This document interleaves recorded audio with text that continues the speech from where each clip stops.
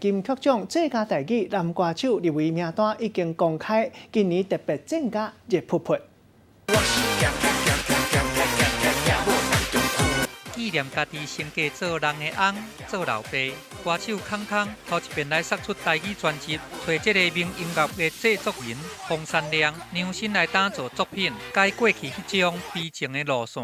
即摆以家庭做出发点，是伊的新路线。写予你的歌，唱予你听，你就会温暖，免惊畏寒。整张专辑是走亲情的路线，不管是搞笑的、诙谐的，还是说一些抒情的歌曲，那很高兴就是评审有察觉到我现在做的音乐跟之前的不太一样。曲风真多元的康康，除了有念水歌啊、热歌，嘛有抒情的路线，其中还有3首歌拢是康康家己的创作。这回来入这个本届金曲奖最佳台语男歌手奖，和伫咧歌坛已经有30年的康康，感觉意义真重大。我唱了30年了嘛，然后第一次入围，然后我从一个讲话很慢，然后讲话有瑕疵，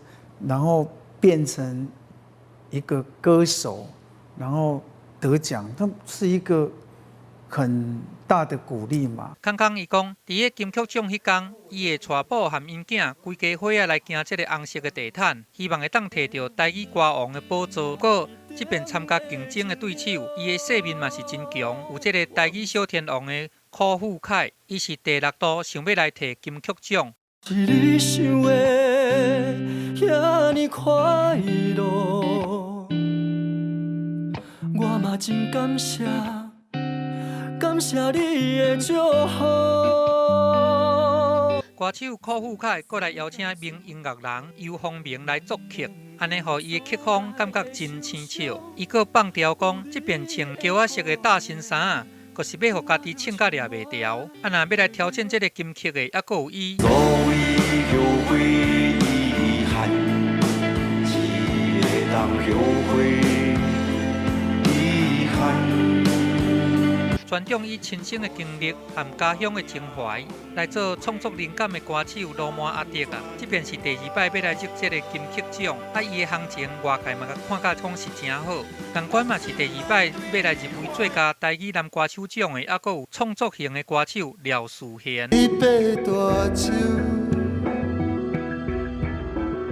受大海。